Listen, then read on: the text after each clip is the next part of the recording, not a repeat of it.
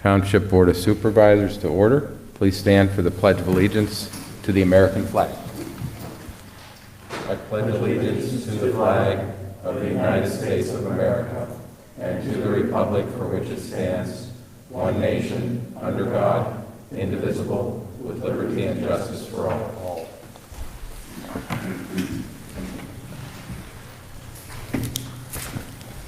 This meeting is being televised live online via Millcreek OEM Facebook page. The public will be able to participate in the public comment portions of the meeting by phoning into 833-1111 extension 380. If the line is busy, please try again. Board of Supervisors will keep the comment period open until it receives no further telephone calls. This meeting is also being recorded by WQLN and is broadcast on Spectrum Channel 1024 and YouTube.com with closed captioning available. Next, we'll take any public comment on agenda items other than development or rezoning applications.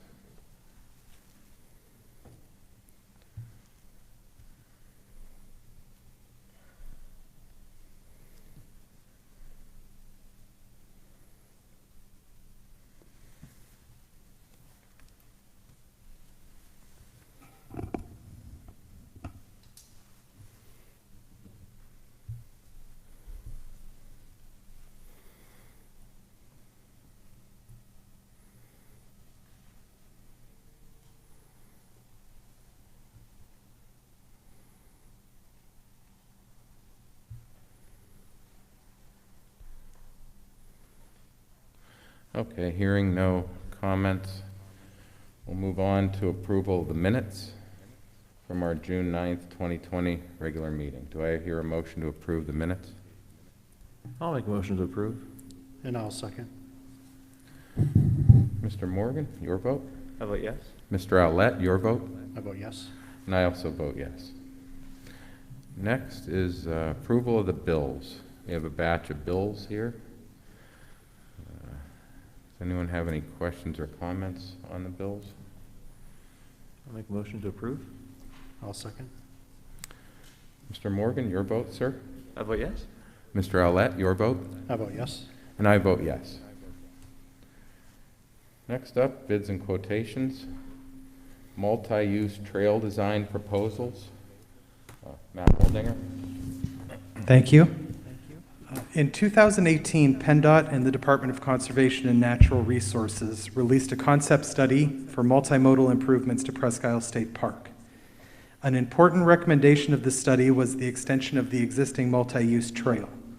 The trail currently begins at the park entrance, and the concept study envisioned it being extended south along Peninsula Drive as far as West 8th Street. This would link the trail directly to the community and would give walkers, bicycle riders, and others a safe access route directly to the peninsula. The construction of this extension was a key element of the Embrace Millcreek Comprehensive Plan's goal of enhancing the gateway to Presque Isle. Millcreek Township was awarded a $2.5 million grant from the Department of Community and Economic Development's Multimodal Transportation Fund to construct the first phase of the trail. In April of this year, we solicited for proposals to provide the design services for the first phase, which would bring the trail south to the entrance of the Tom Ridge Environmental Center. We received 9 proposals by the May 27th, 2020 deadline, and at the designated time of 3:30 p.m., we opened the proposals and began reviewing them. After a thorough review of all submissions, the Planning and Development Department is recommending that the design contract for the Peninsula Drive Multimodal Trail Phase 1 be awarded to Stantec Consulting Services Incorporated of Philadelphia, Pennsylvania, for the amount of $233,780. Stantec put forward a very strong proposal, and their price is within the $250,000 estimated for design services within the project's budget.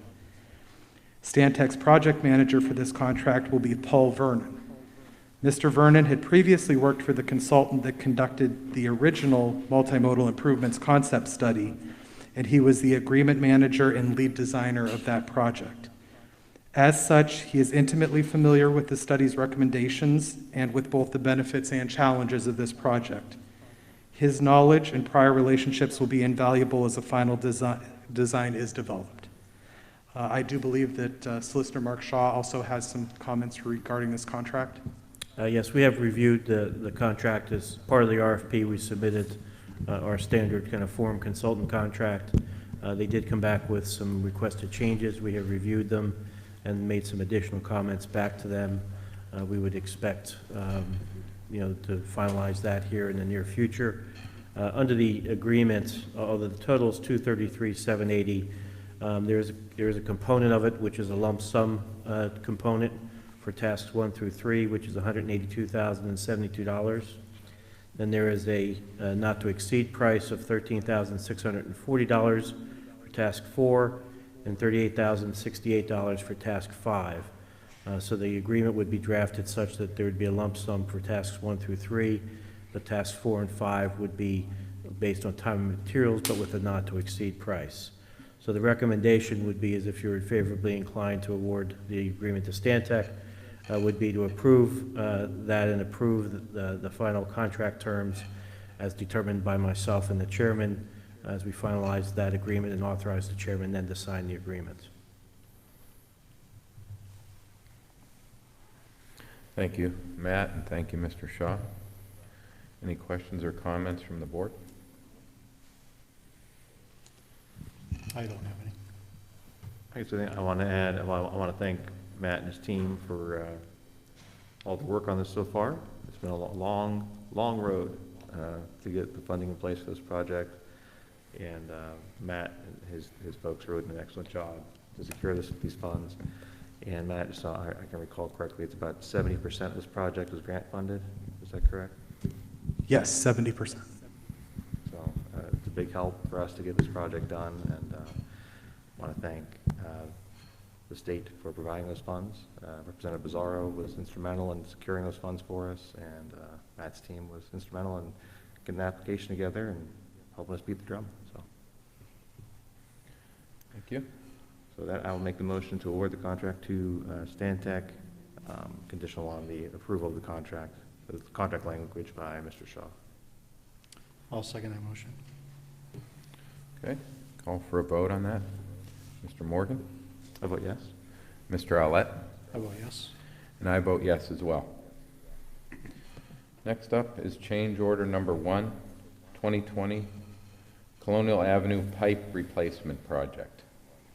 Mr. Waldinger. Thank you. Earlier this year, we awarded the contract to replace the pipe, the failed section of pipe on Colonial Avenue. That original contract was in the amount of $34,242.80. In the process of doing the restoration, the contractor discovered that when they replaced the sidewalk in a compliant fashion, to be compliant with the Americans with Disabilities Act, there was a small strip of asphalt remaining that was out of compliance. So they have submitted a change order in the amount of $880 to mill and replace that strip of asphalt to make sure that the whole path is an accessible path. This brings the total for this project to $35,304.80, which is well below the original budgeted amount of $110,000. So I would recommend approving this change order in the amount of $880 with McClellan Construction Incorporated. Thank you, Matt. Any questions or comments here? Do I hear a motion to approve the change order for the Colonial Avenue pipe replacement project in the amount of $880? I'll make that motion. Okay, do I hear a second on that? I'll second. Mr. Alette, your vote? I vote yes. Mr. Morgan, your vote? I vote yes. I vote yes as well. Next up is a request from Chief Scott Height, Millcreek Police Department. Chief Height is requesting approval for the purchase of 16 ballistic vests from Uniform Outfitters for a total price of $15,984. These will replace 16 vests that have, due to their age, have basically ended their service life, and so therefore he is looking to replace those. A funding request has been submitted through the Bulletproof Vest Partnership. Typically, the partnership will fund a portion of the purchase. We just don't know how much at this time. He's requesting approval to replace these vests, which are worn by our officers while on duty. I will put the chief's request in the form of a motion. I'll second. Mr. Arlett, your vote? I vote yes. Mr. Morgan, your vote? I vote yes. And I vote yes as well. We have another request from Chief Height. This is a request for training.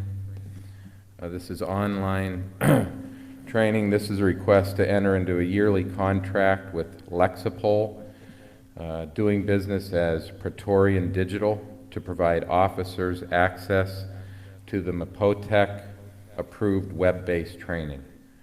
The initial 12-month subscription price, including a one-time setup fee, is $3,716, approximately $60.92 per officer for the year. This fee would be applied to the operations budget training expenses, leaving a balance in that account of $8,342. I believe this was discussed at our last meeting, which showed the some of the classes offered. I will put the chief's request as well in the form of a motion. I'll second. Mr. Arlett, your vote? I vote yes. Mr. Morgan, your vote? I vote yes. And I vote yes. Okay, next up we have Erie Golf Course irrigation repair from our Parks and Rec Director, Ashley Marsteller. Mr. Arlett? Thank you, Mr. Chairman. Parks and Recreation Department is seeking approval for the repair of the irrigation system at the Erie Golf Course. The system is not functioning or communicating properly with the operating computer, and therefore not allowing the course to be adequately or effectively watered. The repair work involves troubleshooting the course decoder boxes, replacing bad wiring, replacing bad decoders, installing surge protectors, and replacing solenoids. Irrigation Technical Service Company has serviced the course and its irrigation system in the past and is recommended to complete this work. The estimate for the troubleshooting and repair work is $15,805.75, and the expense is taken from the golf course expense account, which is in the operations budget for this year. So I'll make that approval in the form of a motion. Do I hear a second on that? I'll second. Mr. Arlett, your vote? I vote yes. Mr. Morgan, your vote? I vote yes. And I vote yes. Next up, public hearing on subdivision and land development plans. Mr. Chairman? Yes. Apologize for the interruption. I don't know, perhaps Mr. Olette might have this information. We had discussed previously, at our last meeting, we had authorized additional funds for the paving plan. We had discussions with Department of Public Works Director Gary Snyder about amending that plan and adding more roadways onto that plan. He did submit the documentation to us via email, but it appears that it was not submitted in the form of an agenda request. Okay. Would you mind if I brought it up for discussion today so we can get the contract amended, or would you prefer to wait till the next meeting? I'm good with bringing it up today. Yeah, and I'm also good with that. we've discussed it. Okay. Well, in our discussions, Mr. Snyder did reach out to the contractor about amending that contract with the work order amendment to additionally add, I can get you numbers on that, 677 feet of paving onto the Pacific Avenue project, 1,500 feet of paving onto the Clinton Street project, and an additional 288 feet onto the Wager Road project, which is about a total of a half-mile additional paving to the contract for a cost of $96,413.90, which is within the project budget. We had allocated additional $500,000 to the project. This almost lines up exactly with that number. So, any questions or comments from you, gentlemen? No. No, I think, Okay. I think these roads are deserving. All right, well, with that, I would authorize an amendment to the paving program to include the additional 677 feet to Pacific Avenue, the additional 1,525 feet to Clinton Street, and the additional 288 feet of paving to Wager Road for a cost not to exceed $96,413.90. Okay. Do I hear a second? I'll second. And Mr. Shaw, I guess we'll have to put that Yes. up for public comment. Since it was not on the agenda, please, you can ask, you have to ask for public comment. Okay, we'll take public comment on the, since it was not on our agenda, on the extension, adding additional roadways for paving on this year's paving list. We'll open it up to public comment.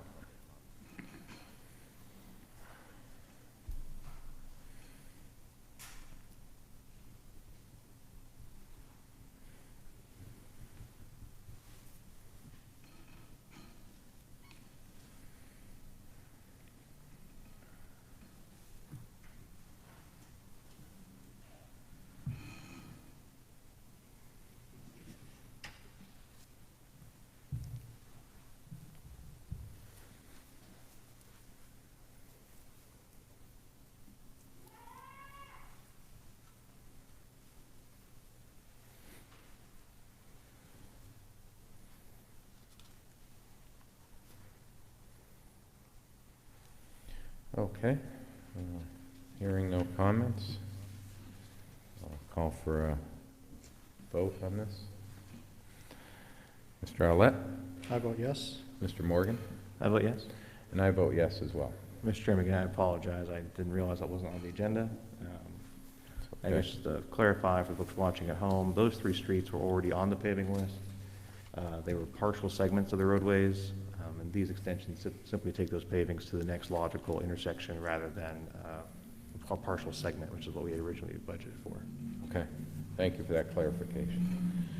Okay, next up on our agenda, number 7, public hearing on subdivision and land development plans. First one, Millcreek Community Hospital, small subdivision plan to show the creation of a 2.586 acre parcel from tax parcel 33143-644.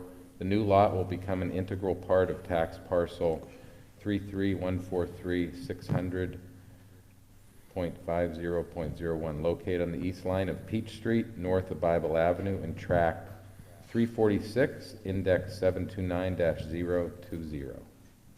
Mr. Waldinger. Thank you. At their regular meeting of June 2nd, 2020, the Millcreek Township Planning Commission recommended approval of this subdivision with the following requirement: that the 2.586 acre parcel is to become an integral part of the neighboring parcel, Erie County Tax ID number 33-143-650.01. Okay. And we have someone here to comment on this small subdivision plan. You Yes, already. I'm Mike Sanford, 4721 Atlantic Avenue, here on behalf of the applicant. Okay.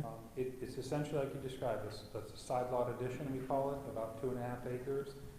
We are aware of the requirement that it become an integral part of the adjoining parcel, and we're totally fine with that. And we're here tonight to request your approval. Okay. Thank you. Any questions or comments for Mr. Sanford? I have a question for Mr. Waldinger, and this is more a general question, but I'm sure Mike won't mind if I sidetrack this for a second. The requirement that it become an integral parcel, part of the parcel, is that not in the ordinance already? Or It is in the ordinance, yes. Is that to be documented on the plans? Is that why the commission often says that, because it's not actually listed Yeah, on they the just plan? want to ensure that that becomes a condition and is part of the approval process. But it is shown on the drawing. Mr. Sanford's drawing does show that being the case, that it does become an integral part. It was already on there, or Yes. they just wanted to remind him?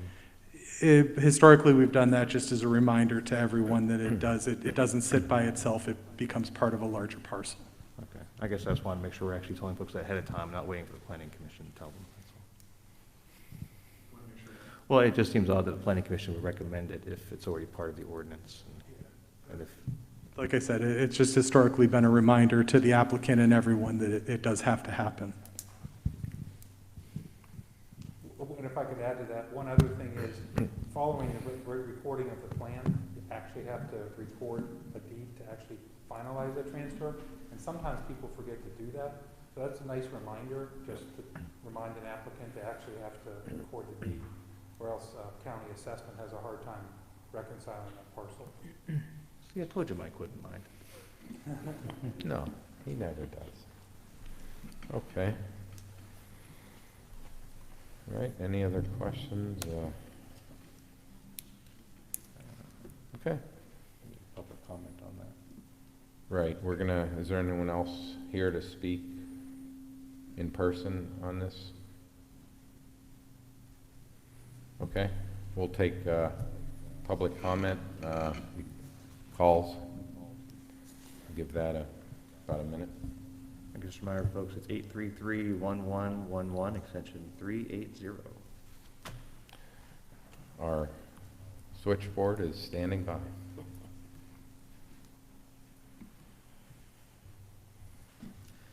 Number 3 caller gets a Millcreek Township calendar as a prize. Oh.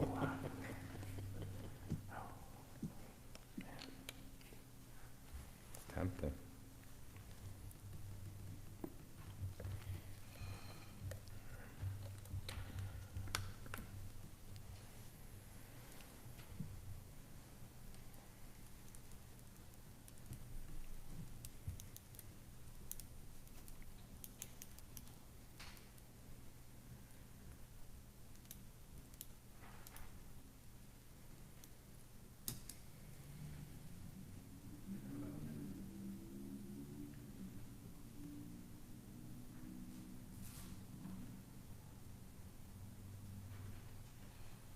Okay. Hearing no further comment, is there a motion to approve the small subdivision plan from Millcreek Community Hospital? I'll make that motion. And I'll second. Mr. Owlett, your vote? I vote yes. Mr. Morgan, your vote? I vote yes. And I vote yes as well. Okay. Next up, skilled nursing facility land development plan. A land development plan to show the construction of a 75-foot high skilled nursing facility with associated stormwater facilities and parking spaces on parcel 33143-600.50.01 located on the east line of Peach Street north of Bible Avenue and tract 346, index 729-021. Mr. Waldeck. Thank you. At their regular meeting of June 2nd, 2020, the Millcreek Township Planning Commission recommended approval of this land development. Thank you.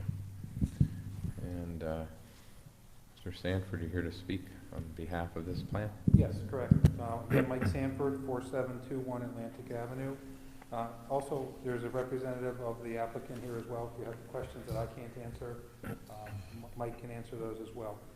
But this property is on the east side of Peach Street. It's east of, basically behind the existing Lecom Senior Living Center.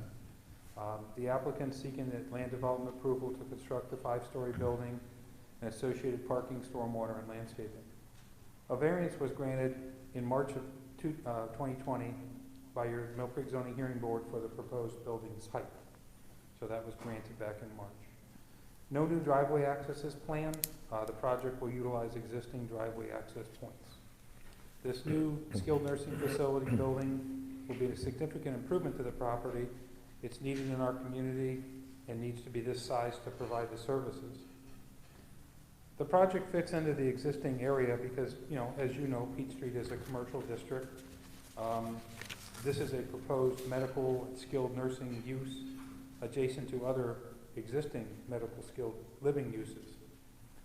To further blend this land development into the area, all the required buffer yards, planting strips, parking lot end caps, planting islands, street green strips will all be installed. With respect to the neighborhood, in connection back in March with our zoning hearing board application, the applicant's rep did send letters to 40 of the adjoining residents offering to discuss the project in person, by phone or by email. Of the 40 letters sent, he only received 4 phone calls and no emails, and no one opposed it at the zoning hearing board back in March. Sidewalks along the public roads already exist, so those are in place already.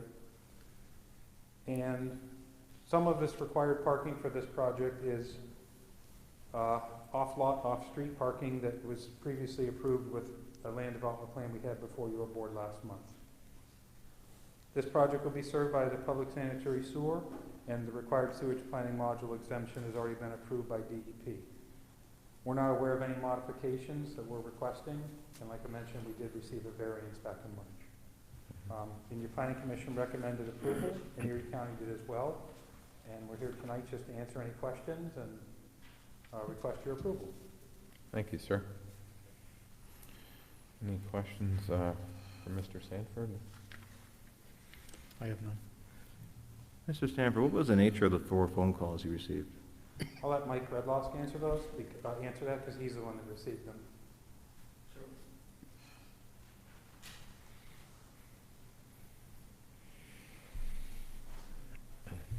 Mike Redlosk, 2601 West 26th Street, and we're the developer for the project. We did receive 4 phone calls after sending out letters.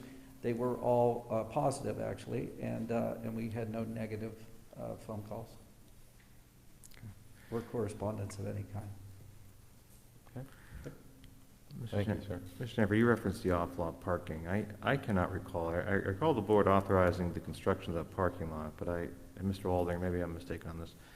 Doesn't there be a secondary documentation that authorizes them to park off-lot for this use? Was that approved at that board meeting? Yes, that was part of the variance granted, was to have the off-lot specifically for the campus use. That was part of the variance, not Yes. necessary action. Okay.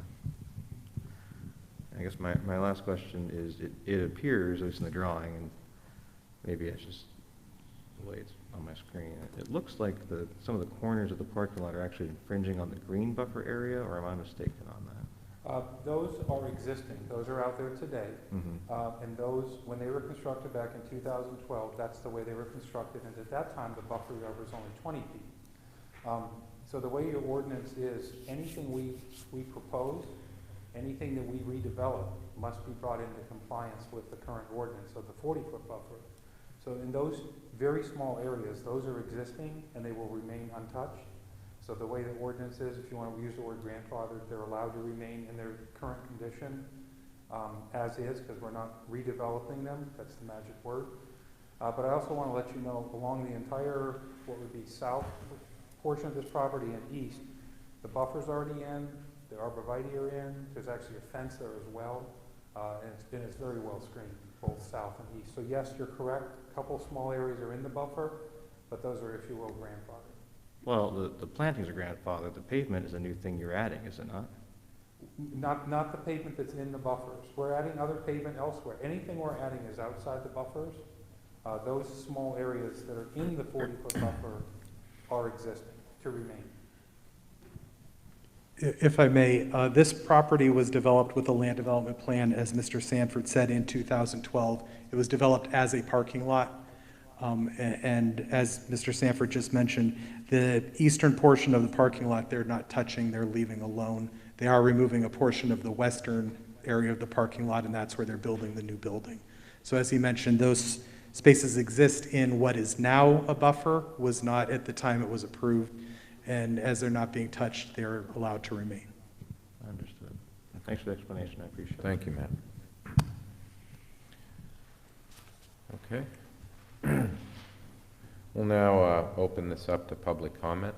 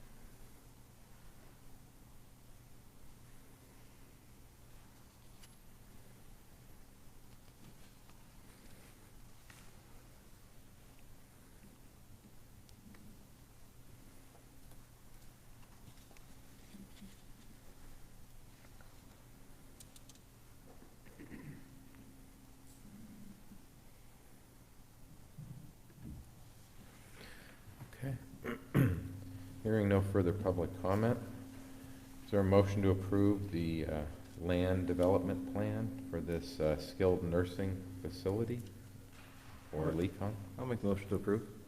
I'll second. Mr. Owlett, your vote? I vote yes. Mr. Morgan, your vote? How about yes? I vote yes.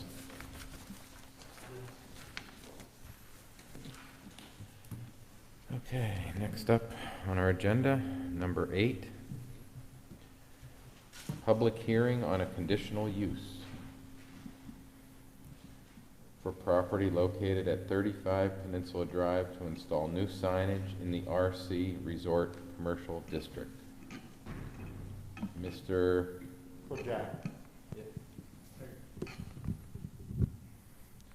Mr. Walding. Yes, thank you. At their regular meeting of June 2nd, 2020, the Millcreek Township Planning Commission recommended approval of this conditional use. Okay. Thank you, Mr. Waldinger. Mr. Shaw, did you want to touch base on this now, or? Sure, just Okay. real quickly, in terms of the conditional use standards, when a matter is brought up for conditional use, it's viewed by the courts as a matter of right unless it's determined that the use doesn't satisfy the specific objective criteria that are found in the zoning ordinance. In conditional use situations, the applicant bears that burden to prove that their conditional use satisfies all of the conditions that are required by the zoning ordinance. And then once they do that, the burden then shifts to anyone who objects to it to show that that there are issues with respect to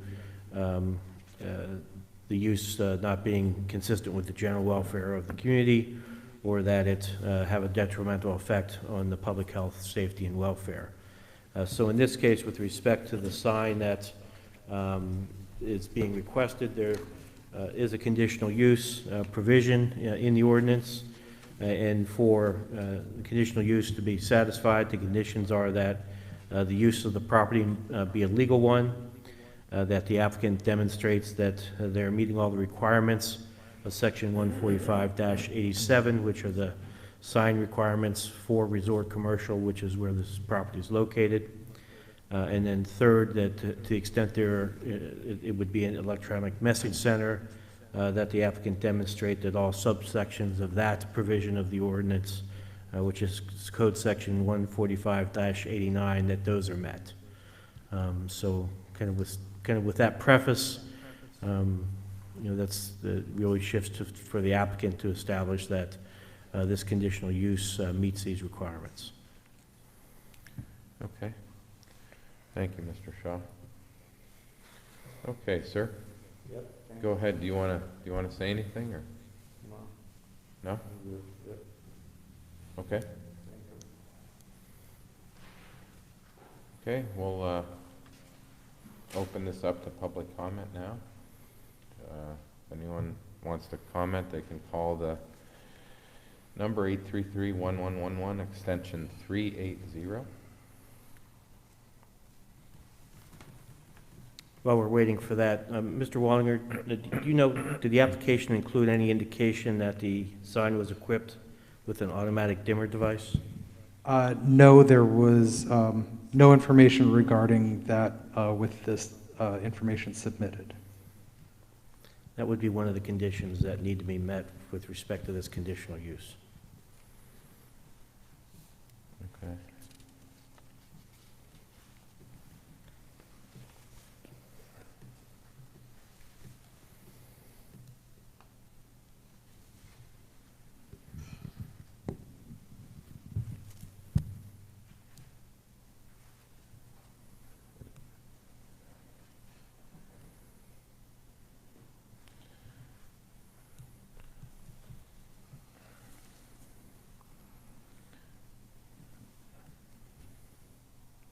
Perhaps that would be a good question for the applicant.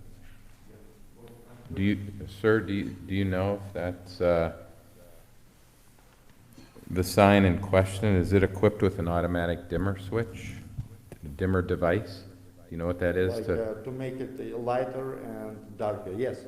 Correct. It does, That's yeah. what I'm talking about. Yeah. Yep. It is equipped with that. Yep. Okay, sir. Is it automatic, or do you have to adjust it yourself? I can adjust it. So it's not automatic, though? Oh, I can adjust and it be all the time same. I mean, if it's not, if it's necessary to keep it like lower, I can do it. And keep it all the time same way, not too dark. I mean, not too bright, you know, if this is question, right?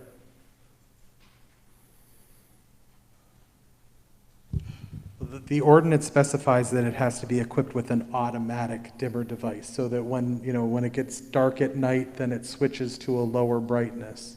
Oh, it does. Is that something it does? That too, and also I can do it like during daytime, make it not too bright too.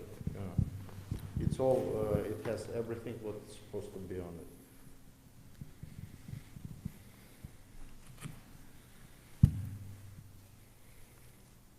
Okay, sir, thank you.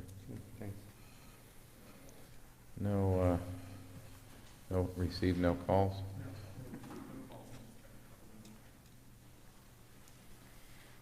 Okay, hearing no further public comment.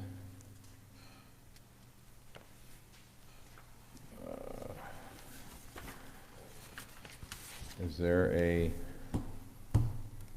motion on this conditional use request?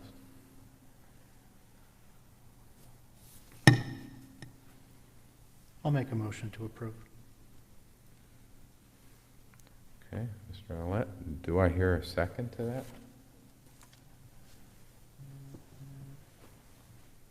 Okay, I will second that. Mr. Chairman, I just want to add a comment. Okay. I guess when the sign ordinance was rewritten a while back, it was with the intention of implementing recommendations of embrace Millcreek. One of those would be to really, the reason signs are against use in the resort commercial district is to have a more consistent aesthetic on Peninsula Drive and the surrounding areas. If you refer to the ordinance, one of the conditions for a sign to be located in the resort commercial district would be the signage is to complement the colors and materials of both the building that the advertised business occupies as well as surrounding buildings in the district. To my knowledge, no other building in that area has an electronic message board mounted to the side of the building.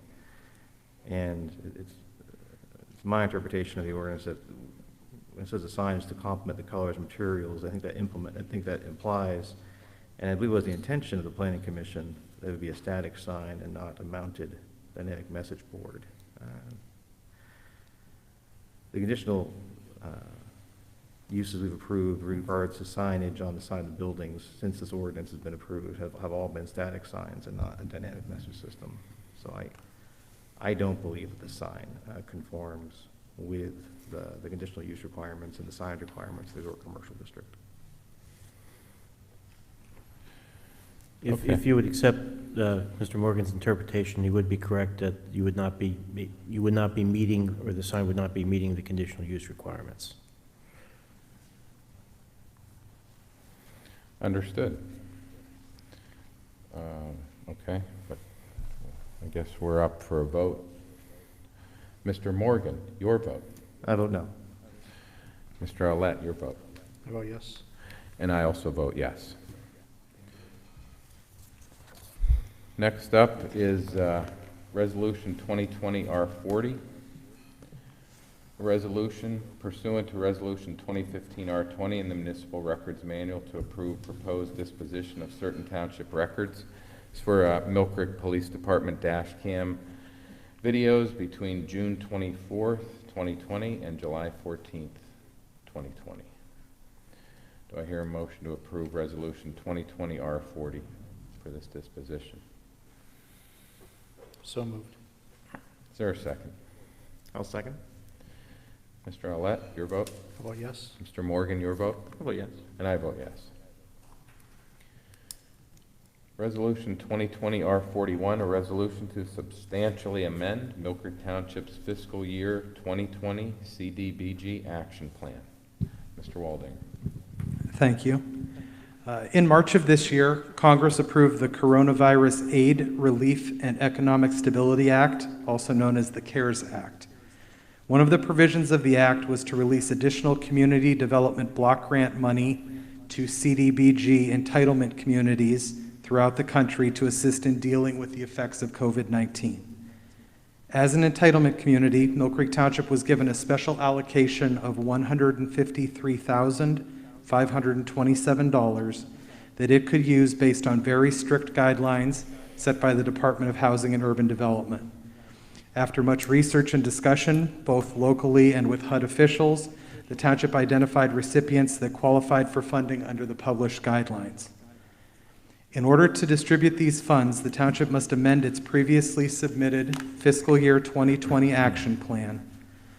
Following special provisions developed by HUD specifically for the CARES Act, notice to amend the action plan was published in the Erie Times News, and a public hearing was held on Friday, June 19th, following a 5-day public comment period.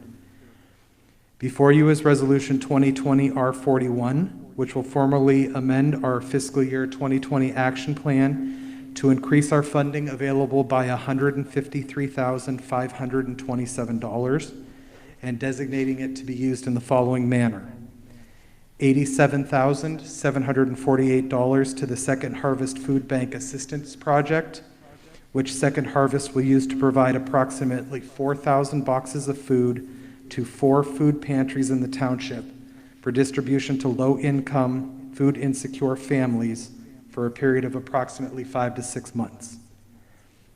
$38,182 to Meals on Wheels COVID-19 Food Assistance Project, which will have meals prepared and delivered to approximately 20 disabled, homebound, isolated Millcreek individuals who are food insecure due to COVID-19.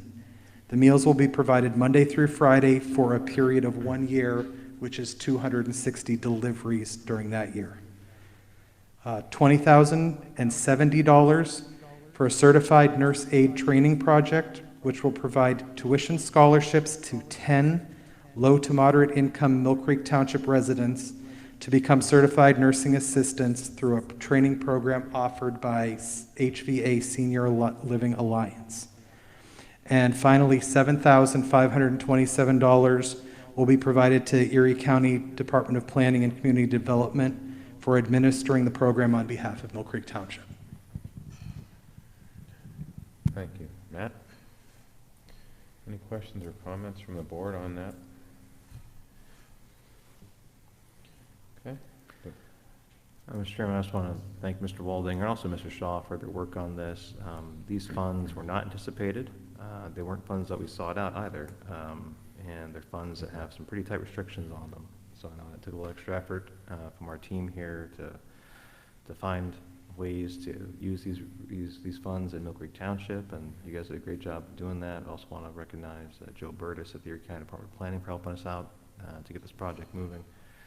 And I think you guys did a great job finding some worthwhile services for us to assist in Millcreek Township. So thank you all for your efforts. Yes, 3 very worthwhile causes here to support. Is there a motion to approve Resolution 2020 R41 as presented? I'll make that motion. I'll second. Mr. Owlett, your vote? I vote yes. Mr. Morgan, your vote? I vote yes. And I vote yes. Next up on our agenda is number 11, Resolution 2020 R42, a resolution amending Resolution 2020 R37 to update and modify the township operations policy regarding COVID-19. Mr. Shaw? Yes, this is an update of the township COVID-19 operations policy to incorporate policies relating to the reopening of the administration building to the public. This includes topics such as how packages are to be delivered and handled, how meetings with visitors are being held. The only areas of the building open to the public at this time would be the District Justice's office, which can be accessed via the west doors, the police department lobby, which can be accessed via the east doors, and the reception lobby area and the general assembly room, which can be accessed via the center doors. Visitors are not being allowed into the employee areas at this time, and residents would be encouraged to do their business via phone or email if they can do so. If residents do have to come in, we would request that you please set an appointment with the person that you need to meet with ahead of time, so that would minimize your wait while you arrive here. These limitations are being put in place to protect the employees of the township. And obviously, now that the building is open to the public, supervisor meetings can be attended in person, as can planning commission and zoning hearing board meetings. But please note that there are limitations on the number of people who can attend in person, just given the size of the room and the social distancing that is required. And also, the township will continue to live stream these meetings. Okay. Thank you, Mr. Shaw. Any questions or comments on this resolution? Do I hear a motion to approve Resolution 2020-R42? So moved. Do I hear a second to that? I'll second. Mr. Owlett, your vote? I vote yes. Mr. Morgan, your vote? I vote yes. I vote yes as well. Mr. Chairman, I want Yes. to ask Mr. Shaw a question. So in these procedures, we do reference that our park facilities will be reopened when we enter the green phase. Correct. That was passed at the last resolution. And we'll be entering the green phase on Friday. Friday. So we'd like to make an announcement on that today, that playground facilities will be reopened in the township on Friday, correct? Yes, I believe so. As well as our pavilions for non-reservation uses and also for reservation uses. I believe so, correct. And I want to note to the public that the reservation procedure for pavilions has changed slightly. There will be some restrictions related to occupancy in some areas, as well as I think there's a additional $100 security deposit. Yes, security deposit to ensure that we get the contact tracing information that would help us in case there is an issue, as well as some additional fees associated with the sanitization and cleaning that needs to be done after use. Okay, right. Then there's a non-refundable fee of $25 additionally on that one. Let folks know that. I know there was some discussion in the media today about whether the city's parks are opening or not, but our playgrounds will be opened on Friday. And we do note, I don't know, Danny, if you want to touch base with Ashley, we're supposed to have signage up, just letting folks know that they're not sanitized or cleaned, and that players are on risk, essentially, is what the Okay. language says. Yeah, Yeah. signage to be placed at each playground, advising parents use of the playground equipment is that they're and their child's own risk, and the township does not sanitize the playground equipment. So, just so folks know, playgrounds are open.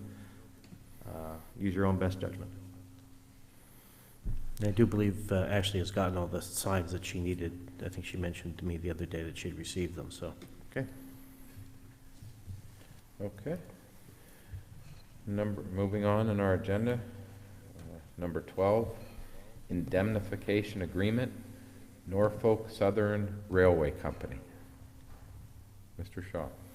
Yes, this is an indemnification agreement between the township and Norfolk Southern to cover some survey work that the township needs to do for, I think it's the sewer road, or the Wolf Road sewer replacement project. It's a fairly standard agreement with the railroad in terms of what they require to do anything on their property. I would note that the dates for this, although it's not on what you have before you, would run from June 29th of 2020 through July 31st of 2020. So I would recommend approval of this agreement. Okay. Thank you, sir. Do I hear a motion to approve this indemnification agreement with Norfolk Southern Railway Company? I'll make the motion. And I'll second. Mr. Owlett, your vote? I vote yes. Mr. Morgan, your vote? I vote yes. And I vote yes. Next up, number 13, an MOU with Sheets. Mr. Shaw. Yes, this is an agreement between various municipalities, including Millcreek and Sheets, for the provision of meals for first responders who may have to be quarantined at the Comfort Suites in Edinburgh. If you recall, the board had approved agreements relating to that several weeks ago. Unfortunately, the entity with whom we had the agreement for breakfast has gone out of business. And so now Sheets has stepped in their place to provide the breakfast meals when and if that's necessary. So I would recommend approval of this agreement. Okay, thank you, sir. Do I hear a motion to approve the MOU with Sheets? So moved. Do I hear a second? I'll second. Mr. Owlett, your vote? I vote yes. Mr. Morgan, your vote? I vote yes. And I also vote yes. Next up, we have a Emergency Operations Center staffing request for a volunteer to be added to the volunteer pool of Emergency Operations Center. Request to have Kaylin O'Leary as a volunteer member of the Emergency Operations Center staff. These volunteers are called in sporadically as incidents arise. Normally it's a larger scale incident where they would be needed in the township to come in, answer phones, make phone calls, provide assistance with any supplies such as water or equipment that may be needed during a large-scale incident. They provide support for any other first responders that would be responding to these incidents. So I'll make a motion that request. This was, I believe, submitted by Shallon Anderson, our emergency management coordinator. I'll second. Okay. Mr. Owlett, your vote? I vote yes. Mr. Morgan, your vote? I vote yes. And I'll vote yes.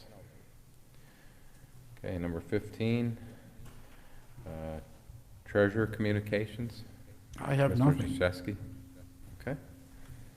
I'd like to add our executive sessions were held June 11th and 18th of this year to discuss various township business. Next up, we have a training request from Chief Scott Height, Millcreek Police Department.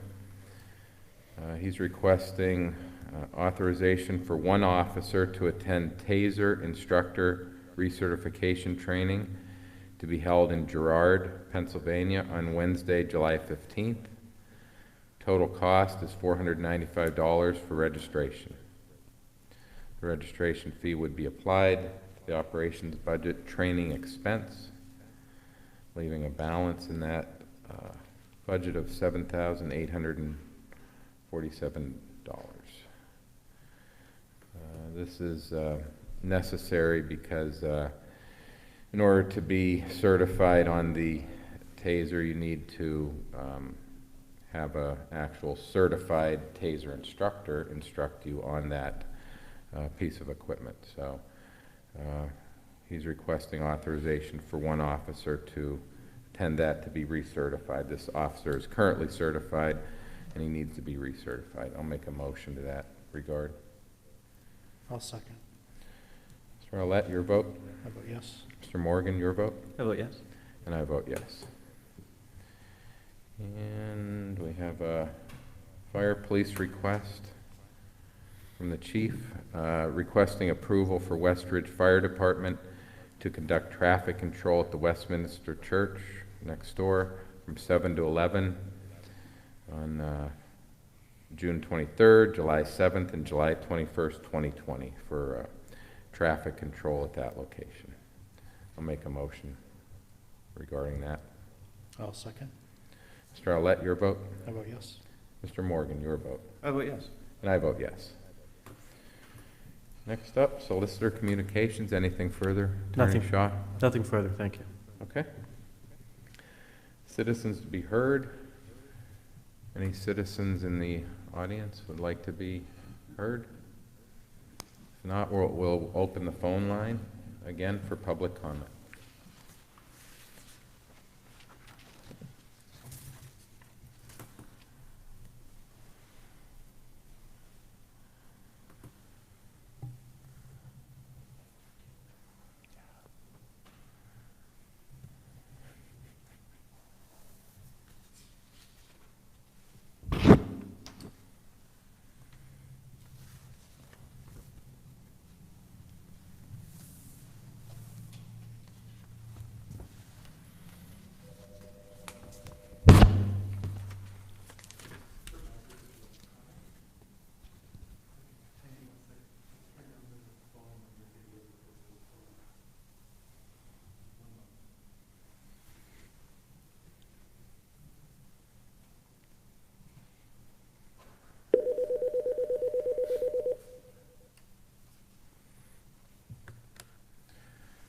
Yes, you're on the air, caller. If you could state your name and address, please. Jerry Servideo, 1720 West Square Road, Erie, PA 16519. Thank you for letting me address you guys. Mr. Bach, I've called your number a couple times, and I told you that enforcement on West Square Road is really not effective. It's effective when you're on the road, you know, but after you leave, there's really no responses to speed limit. I did ask you for an estimated cost on doing a study and the cost of an electronic sign. I'm assuming we cannot put stop signs there as per Mr. Morgan. I don't know if this is in an ordinance or this is a state ordinance. It's really frustrating, and I hate to keep bringing it up. Well, Mr. Servideo, I will comment on the electronic sign. After receiving your message, I did reach out to our patrol unit, and the mobile electronic sign will be coming up to that area. It has to make another stop. We had another request prior to yours. So that will be coming to your area. As you know, that is a temporary sign. Yes, sir. Right. That is coming. As you know, our officers do details there. Yes, sir. And you know, I know you're happy with all that, and I'm not quite sure where else to go. Well, that's why I say to you, you know, what does a study entail? What does it cost? What kind of study were you Mr. Morgan said referring you'd have to do a study to put a stop sign in. Okay, you're talking about a traffic study for stop sign placements at the intersections further east of Perkins, correct? Sure. Yeah. I mean, West Square Road itself, if you go from West Road, you can go all the way to Route 8. They're pretty much are Lake Pleasant Road, West Square and East Square, and they're dead run roads. I mean, they're pretty speedy roads. I'm not saying mine is unique. And thank God nothing's ever happened here. Well, that's what I was going to say. I think, you know, one component of the safety of that particular stretch of roadway, we do have to look at the accident statistics in that stretch, and thankfully the accidents there are low, very low frequency of any type of intersection accidents at the stopped, you know, stop sign controlled intersections of West and Perkins, as well as the non-controlled intersections. So I know that's one factor that's looked at in studies, and I know that thankfully, like I said, incidents are very low.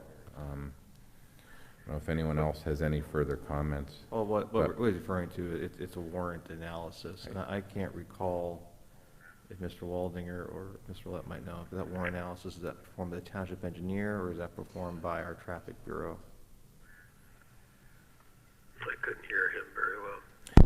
I think they kind of work in concert. You know, the township engineer certainly has a portion, but she relies on traffic engineering to pick up the counts. Matt, do we know if a study has in fact been conducted there in the past, or? I just don't know to Okay. tell you for sure. And I would, I appreciate any and all things you do. I'm sorry. Thank you, sir. Thank you. We appreciate your call. You have a great day. Thank you. Okay, any other, wait another minute for any other citizens to be heard?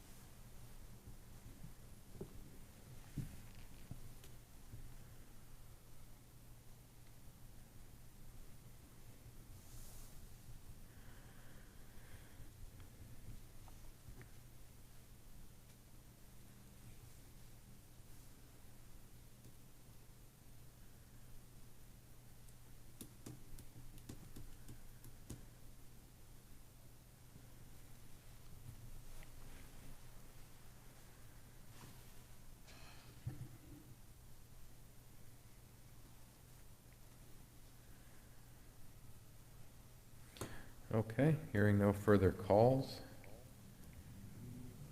I will call for an adjournment. So moved. Second. We are adjourned at 20:02 military time. Thank you.